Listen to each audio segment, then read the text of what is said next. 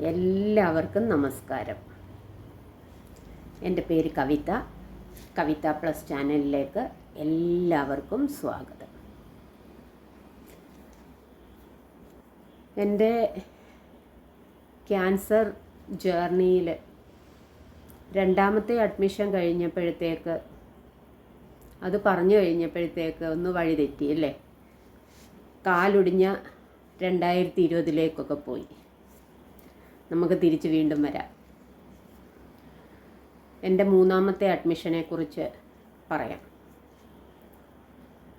രണ്ടാമത്തെ അഡ്മിഷൻ കഴിഞ്ഞ് മാർച്ച് 2 ഞാൻ ഡിസ്ചാർജായി. അന്ന് ബോൺമാരോ ബയോപ്സി കൊടുത്തിട്ടാണ് ഡിസ്ചാർജായത്. 7 ദിവസം കഴിഞ്ഞാണ് റിസൾട്ട് വരുന്നത്. അപ്പോൾ എൻ്റെ 2 അഡ്മിഷനിലും ഞാൻ നെഗറ്റീവ് ആയിട്ടില്ല. മൂന്നാമത്തെ അഡ്മിഷന് തുടങ്ങുന്ന അന്നേ റിസൾട്ട് അറിയത്തുള്ളൂ. അങ്ങനെ മാർച്ച് 10 ഞാനും ചേട്ടനും കൂടി ഹോസ്പിറ്റലിൽ പോയി. നമ്മൾ പരീക്ഷ എഴുതിയിരിക്കുന്ന ടെൻഷനാണ് ബോൺമാരോ എടുത്തു കഴിഞ്ഞാൽ എന്താണ് റിസൾട്ട്, നെഗറ്റീവായോ, ആ ടെൻഷനാണ്. അത് നമുക്ക് റിസൾട്ടൊക്കെ അറിയുമ്പം ഉണ്ടാകുന്ന ആ സെയിം സിറ്റുവേഷൻ. അങ്ങനെ ഡോക്ടറിനെ രാവിലെ ഹോസ്പിറ്റലിൽ ചെന്നു, ബ്ലഡ് കൊടുത്തു. ബ്ലഡിൻ്റെ റിസൾട്ട് വന്നു. അതിനകത്ത് പ്ലേറ്റ്ലെറ്റും WBC ഒക്കെ നോർമലാണ്. HB എപ്പോഴും 8, 8.5 അങ്ങനെ നിൽക്കുകയുള്ളൂ. അങ്ങനെ ഡോക്ടറെ കാണാൻ കയറി. ഡോക്ടർ പറഞ്ഞു നെഗറ്റീവായി. സമാധാനം, ഒരാശ്വാസം, അസുഖം മാറിയല്ലോ, നെഗറ്റീവായി. അങ്ങനെ ഉടനെ ഡോക്ടർ പറഞ്ഞു നമുക്കെന്നാൽ ട്രാൻസ്പ്ലാന്റ് ചെയ്യാം, ബോൺമാരോ ട്രാൻസ്പ്ലാന്റ് ചെയ്യാം, ഇപ്പം ചെയ്യാൻ പറ്റിയ സമയമാണ്. അപ്പോൾ ഇത് ഡോക്ടർ പറയും എന്ന് അറിയാവുന്ന ഞാൻ അതിനെക്കുറിച്ച് ആലോചിച്ചിട്ടാണ് അഡ്മിഷനിൽ പോയത്. ട്രാൻസ്പ്ലാന്റ് എന്ന് പറയുന്നത് വലിയ ചിലവുള്ള ഒരു സംഭവമാണ്. നമ്മൾ വിറ്റുപെറുക്കിയാൽ പോലും നമുക്ക് ഒരു സാധാരണക്കാരന് ട്രീറ്റ് ചെയ്യാൻ പറ്റത്തില്ല. പിന്നെ ഇൻഫെക്ഷനിൽ നിന്ന് രക്ഷപ്പെടുക എന്ന് പറഞ്ഞാൽ ഇൻഫെക്ഷൻ വരാം. എല്ലാം WBC പ്ലേറ്റ്ലെറ്റ് കൗണ്ട് എല്ലാം 0 ആക്കിയാണ് കീമോ തന്ന്, ഹൈഡോസ് കീമോ തന്ന് 0 ആക്കും. ആ സമയത്ത് നമുക്ക് ഇൻഫെക്ഷൻ കയറി വരാം. ആ ഇൻഫെക്ഷനിൽ നിന്ന് നമ്മൾ എഴുന്നേറ്റ് വരിക എന്ന് പറയുന്നത് വലിയൊരു റിസ്ക്കാണ്. ഏറ്റവും വലിയ ഒരു പ്രശ്നം ആ ഇൻഫെക്ഷനിൽ നിന്ന് കയറി വരിക എന്നുള്ളതാണ്. പിന്നെ ഞാൻ ഡോക്ടറോട് ചോദിച്ചു, ഈ ബോൺമാരോ ട്രാൻസ്പ്ലാന്റ് ചെയ്ത് കഴിഞ്ഞാൽ അസുഖം വരത്തില്ലേ? അതിനുറപ്പില്ല, വീണ്ടും വരാതിരിക്കാം. അപ്പോൾ ഞാൻ ആലോചിച്ചപ്പോൾ ശരിയാ, മരണം എപ്പോഴും വരാം. ഒരു ആക്സിഡൻറ്റിലൂടെ, ഒരു അറ്റാക്കിലൂടെ, ഏതിലൂടെയും വരാം. അപ്പം ഈ ഇൻഫെക്ഷനെ ചെറുക്കാനുള്ള ശക്തി എനിക്ക് ഉണ്ടോയെന്ന് എനിക്കറിയത്തില്ല. എനിക്ക് അത്രയ്ക്ക് ആരോഗ്യ പ്രശ്നങ്ങളായിരുന്നല്ലോ. അപ്പോൾ അതുകൊണ്ട് ഞാനത് ചെയ്യുന്നില്ല എന്ന് ഞാൻ വീട്ടിൽ വെച്ച് തീരുമാനിച്ചു പോയതുകൊണ്ട് ഡോക്ടർ ചോദിച്ചപ്പോൾ എനിക്കത് ചെയ്യണ്ട എന്ന് ഞാൻ തീർത്തു പറഞ്ഞു. പലരെയും വിട്ട് ഡോക്ടർ എന്നോട് സംസാരിച്ചു, പലരെ കൊണ്ട് സംസാരിപ്പിച്ചു. ഞാൻ ഒരേ ഒരു ഇതിൽ നിന്ന് എനിക്ക് വേണ്ട, ബോൺമാരോ ട്രാൻസ്പ്ലാന്റ് എനിക്ക് വേണ്ട എന്ന് ഞാൻ തീരുമാനിച്ചു. അങ്ങനെ അഡ്മിഷനായി അടുത്ത കീമോയ്ക്ക്. അതും 7 ദിവസം തന്നെയാണ്. നമ്മുടെ ശരീരത്തിൽ ഈ ക്യാൻസർ സെല്ല് എവിടെയെങ്കിലും ഒളിഞ്ഞിരിപ്പുണ്ടെങ്കിൽ അതിനെ കൊല്ലുക എന്നതാണ് ഈ കീമോ. ഇതിൻ്റെ പേര് ഇൻഡാക് എന്നാണ്. ഇത് 3 ഡോസാണ്. 3 ഡോസ് എന്ന് പറഞ്ഞാൽ 3 പ്രാവശ്യം 22 ദിവസം വീതമുള്ള 3 പ്രാവശ്യം, അതായത് 3 മാസം. അപ്പോൾ അതിലാദ്യത്തെ മാസത്തെ കീമോയാണ്. അസുഖം നെഗറ്റീവായി. അപ്പം ഇനി ഏതെങ്കിലും സെല്ല് നമ്മുടെ ശരീരത്ത് ക്യാൻസർ സെല്ലുണ്ടെങ്കിൽ അതിനെ നശിപ്പിക്കാനായിട്ടുള്ള കീമോയാണ് ഇത്. ഇത് 1, 3, 5 ദിവസങ്ങളിലാണ്. 7 ദിവസം കണക്ക് കൂട്ടിയാൽ 1-ാം ദിവസം, പിന്നെ 2-ാം ദിവസം ഇല്ല, 3-ാം ദിവസം, 4-ാം ദിവസം ഇല്ല, പിന്നെ 5-ാം ദിവസം. അങ്ങനെയാണ് ഈ കീമോ. ഇതിൻ്റെ പ്രത്യേകത എന്ന് പറഞ്ഞാൽ കീമോ തുടങ്ങുന്നതിന് മുന്നേ തന്നെ കണ്ണി മരുന്നൊഴിച്ചു തുടങ്ങും. വെളുത്ത ഒരു മരുന്നാണ്.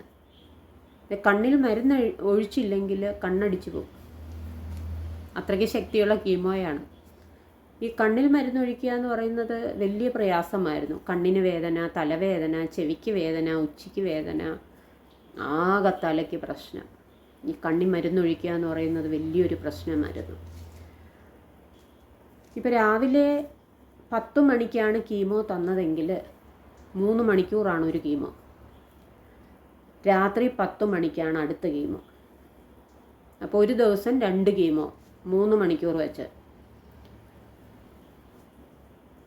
ഈ കീമോ കഴിഞ്ഞാൽ ആദ്യത്തെ ദിവസത്തെ കഴിഞ്ഞ് 2-ാമത്തെ ദിവസം ഭയങ്കര പനി. പനി എന്ന് പറഞ്ഞാൽ ഭയങ്കര പനി. പനി വന്നു കഴിഞ്ഞാൽ ഉടനെ കൾച്ചറിന് ബ്ലഡ് കൊണ്ടുപോകും. കൾച്ചറിന് ബ്ലഡ് കൊണ്ടുപോയി നെഗറ്റീവ് ആണെങ്കിൽ 3-ാമത്തെ ദിവസം കീമോ എടുക്കും. രാവിലെ സെയിം ടൈം രാത്രിയിലും. 4-ാമത്തെ ദിവസം വീണ്ടും പനി. ഭയങ്കര പനി എന്ന് പറഞ്ഞാൽ കിടുകിടുക്കുന്ന പനി.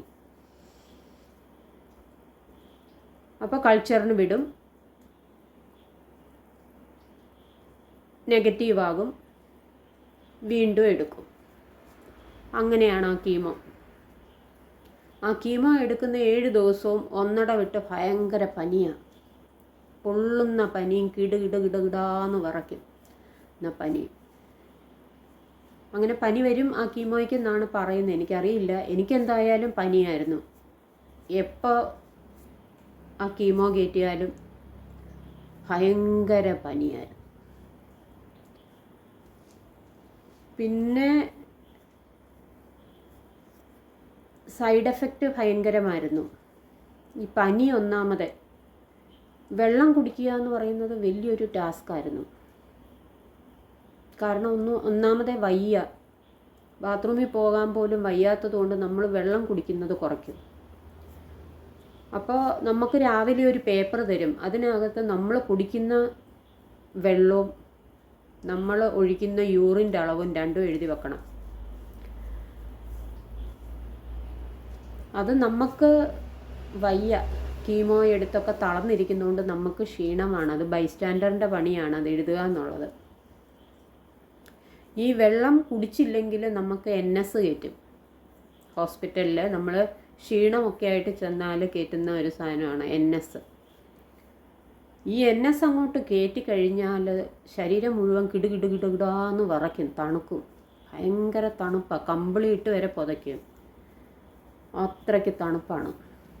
അപ്പോൾ ഈ NSനെ പേടിച്ച് വെള്ളം കുടിക്കും.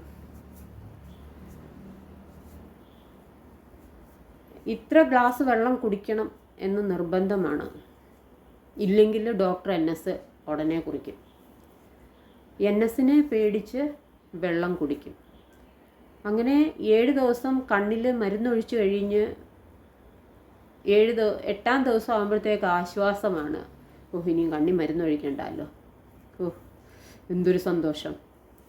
അത്രയ്ക്ക് ബുദ്ധിമുട്ടാണ് ഈ കണ്ണിലൊഴിക്കുന്ന മരുന്ന്. പക്ഷെ അതൊഴിച്ചില്ലേൽ ഈ കീമോയുടെ എഫക്റ്റ് കൊണ്ട് കണ്ണിന് പ്രശ്നം ഉണ്ടാകും. അതിനാണ്. പക്ഷെ നമുക്കത് വലിയ ബുദ്ധിമുട്ടാണ്. പിന്നെ ക്രമേണ കീമോയുടെ സൈഡ് എഫക്റ്റായിട്ട് WBC കുറയും, പ്ലേറ്റ്ലെറ്റ് കുറയും, HB കുറയും, ബ്ലഡ് കയറ്റും, WBCക്ക് സപ്പോർട്ട് തരും, ഗ്രാഫീൽ തരും, പ്ലേറ്റ്ലെറ്റ് ഇടും. അതിൻ്റെ കൂടെ ക്ഷീണം, ഛർദിൽ, ലൂസ് മോഷൻ. ഒരു ദിവസം ലൂസ് മോഷൻ ആണെങ്കിൽ അടുത്ത ദിവസം മലബന്ധം. ആകെ ബുദ്ധിമുട്ട്. പാതിരാത്രിക്കൊക്കെ നല്ല വിശപ്പാണ്. കാരണം രാവിലെ ചില ദിവസം മരുന്ന് 11 മണിക്ക് അല്ലെങ്കിൽ 11:30 അല്ലെ 12 മണിക്കാണ് ഇടുന്നതെങ്കിൽ രാത്രി 12 മണിക്കാണ് അടുത്ത മരുന്നിടുന്നത്. അപ്പം മരുന്നിന് സപ്പോർട്ടായിട്ട് പാൻഡോപ്പും എംസെറ്റും തരും, പിക്ലൈനിലൂടെ. അപ്പോൾ പെട്ടെന്നാണ് എഫക്റ്റ്. അപ്പോൾ നമുക്ക് ഭയങ്കര വിശപ്പ്. പാൻഡോപ്പ് കഴിച്ച് കഴിയുമ്പോൾ നമുക്കറിയാമല്ലോ, അരമണിക്കൂർ കഴിയുമ്പോൾ ഭയങ്കര വിശപ്പാണ്. അപ്പോൾ രാത്രിയിൽ ഹോസ്പിറ്റലിലല്ലേ ഒന്നും കിട്ടത്തില്ല, ഏത്തപ്പഴം, ഓറഞ്ച്, ഇതൊക്കെ രാത്രിയിൽ എഴുന്നേറ്റിരുന്ന് കഴിക്കും. അത് ഭയങ്കര വിശപ്പാണ് അന്നേരം. അങ്ങനെ കീമോയുടെ എഫക്റ്റുകൾ അങ്ങനെ ഭയങ്കരമായിട്ട് നടക്കുന്നുണ്ട്. എന്നാലും അസുഖം മാറിയല്ലോ, ആ ഒരു സമാധാനം മനസ്സിന് വല്ലാതുണ്ടായിരുന്നു. അസുഖം മാറിയല്ലോ. അസുഖം വരരുതിനിയും, അതാണ് ടാസ്ക്. എപ്പോഴും ഇത് വരാം. ക്യാൻസർ സെല്ല് ഓൾറെഡി നമ്മളുടെ ശരീരത്തുണ്ട്, അത് എപ്പം വേണേലും വളരാം. അതാണ് ഒരു ടാസ്ക്. അപ്പോൾ അങ്ങനെ ആ കീമോയുടെ സൈഡ് എഫക്റ്റുകൾ കുറഞ്ഞു തുടങ്ങി. ബ്ലഡ് എപ്പോഴും 7-8 നിൽക്കത്തുള്ളൂ. WBC കയറി, HB കയറി, HB അല്ല പ്ലേറ്റ്ലെറ്റ് കയറി. HB എപ്പോഴും അങ്ങനെ നിൽക്കത്തുള്ളൂ, 8-9 അങ്ങനെ നിൽക്കത്തുള്ളൂ. അങ്ങനെ ഡോക്ടർ ഡിസ്ചാർജ് പറഞ്ഞു. കാരണം ഇച്ചിരി താമസിച്ചു, 24 ദിവസം ഏകദേശം എടുത്തു ഈ അഡ്മിഷനിൽ ഡിസ്ചാർജ് ആവാൻ. ആ സമയത്ത് ഓർക്കുമ്പോൾ നമുക്ക് ഇപ്പോഴും ചിന്തിക്കാൻ പോലും പറ്റുന്നില്ല.